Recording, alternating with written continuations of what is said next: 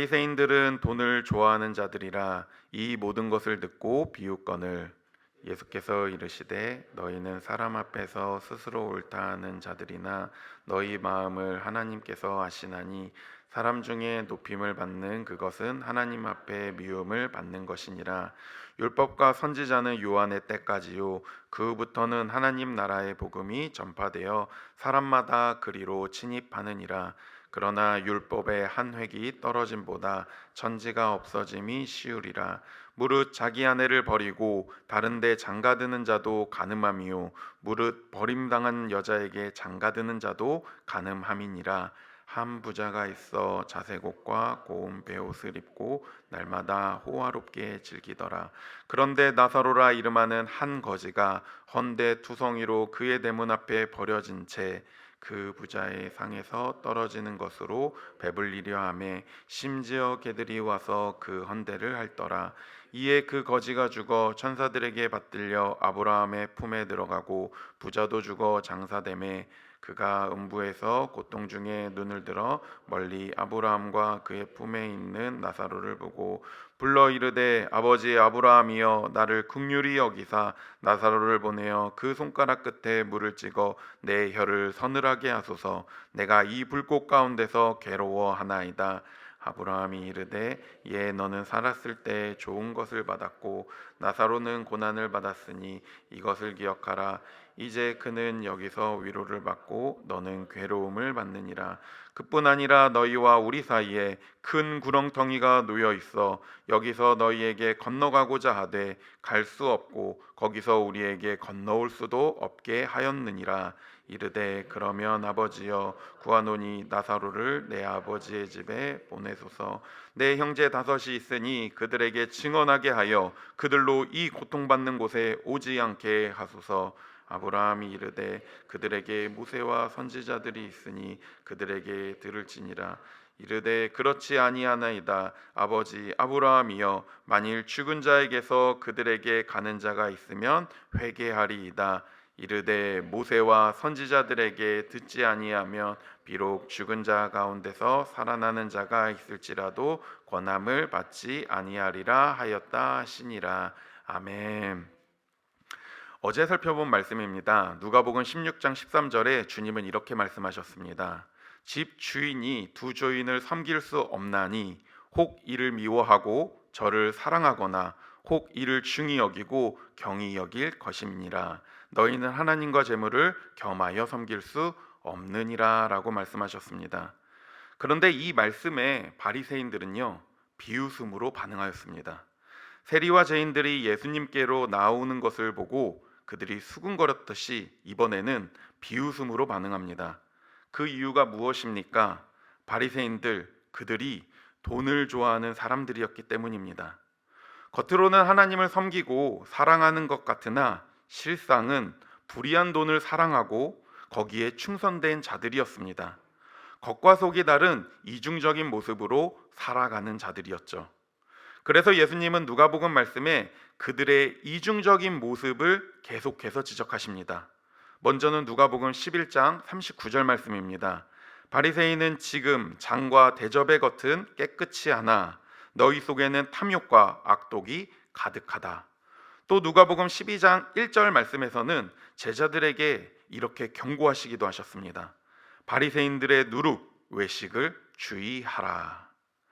오늘 말씀에 예수님은 이들의 특징을 하나님 앞에서 스스로 옳다 하는 자들, 사람 중에 높임을 받는 자들로 표현하십니다.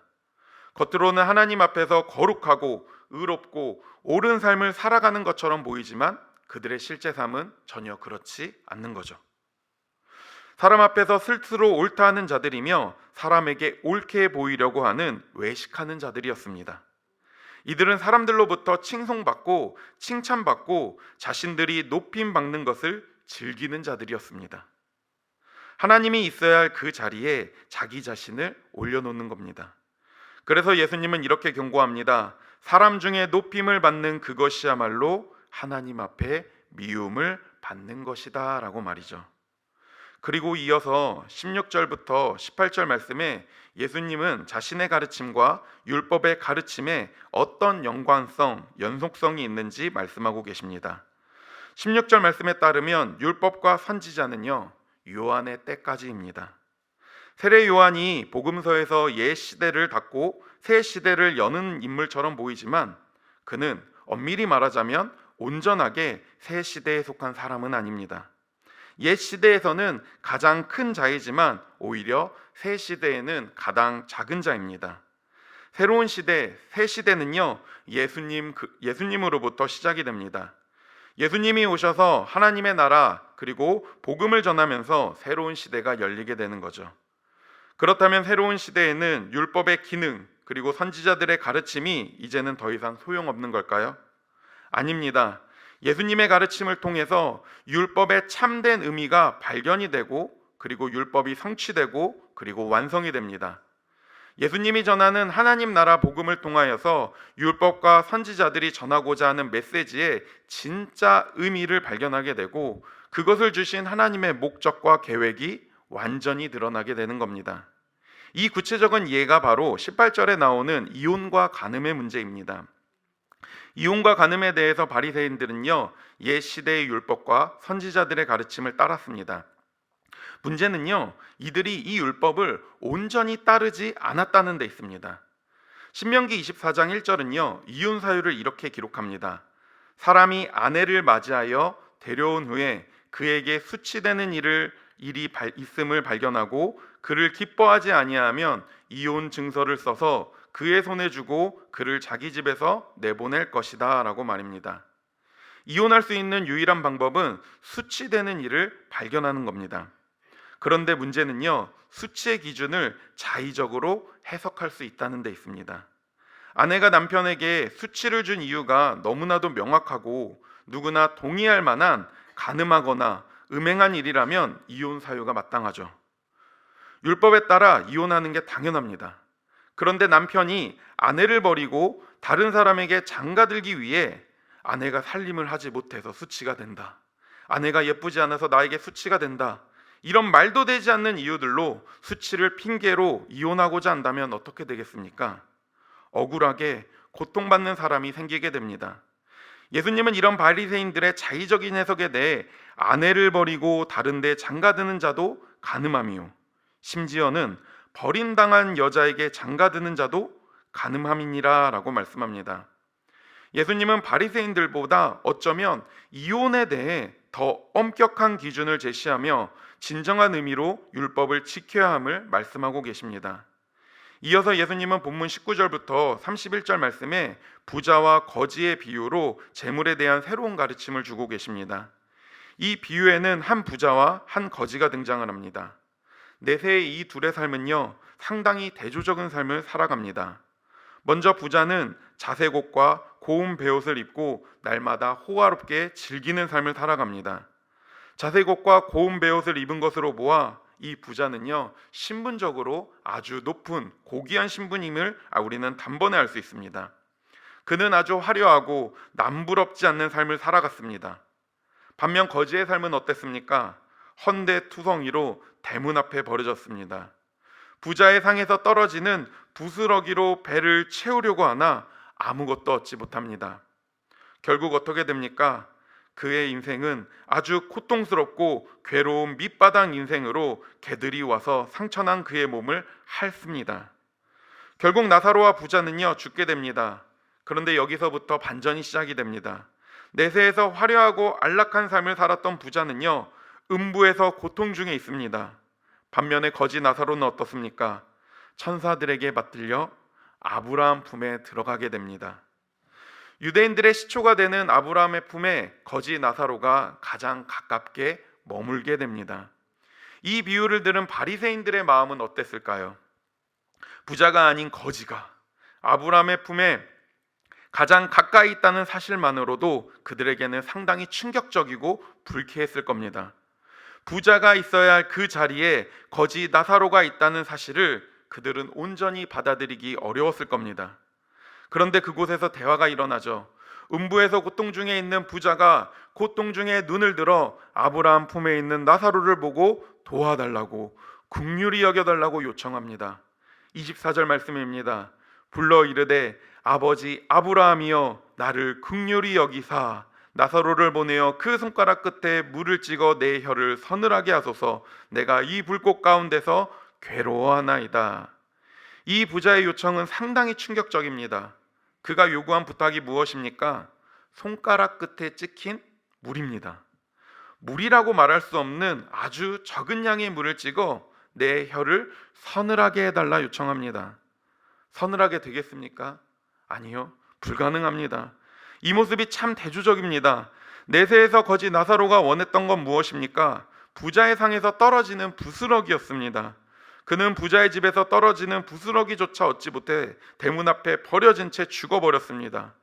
이제 음부에서 부자는요, 아브라함을 아버지라 부르며 도와달라 간절히 요청합니다.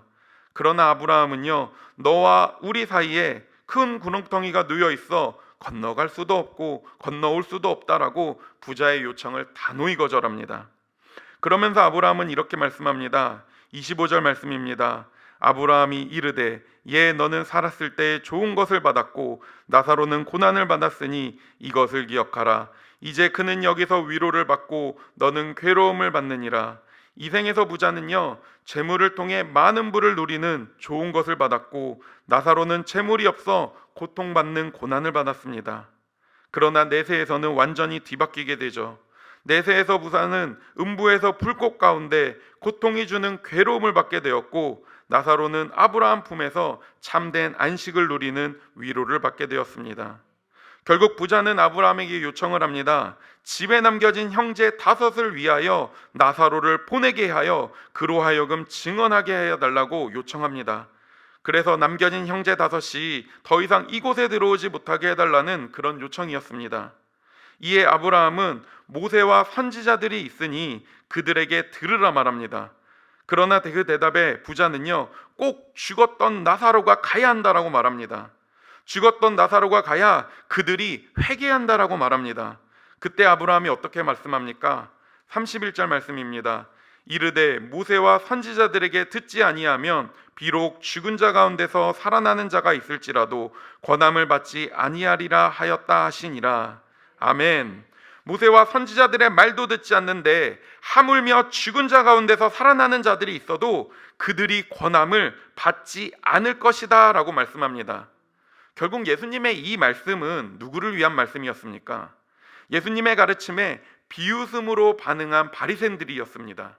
그들을 위해 오늘 말씀에 예수님은요, 다시 한번 회개할 기회를 주셨습니다. 심지어는 예수님은요, 죽은 자 가운데서 다시 살아나서 그들에게 또 다른 회개의 기회를 주셨습니다. 그런데 그들은요, 그 권함조차 받지 아니하였습니다. 사랑하는 광명교회 성도님들, 오늘 말씀을 통해 우리는 어떤 삶을 살아야 하는 걸까요?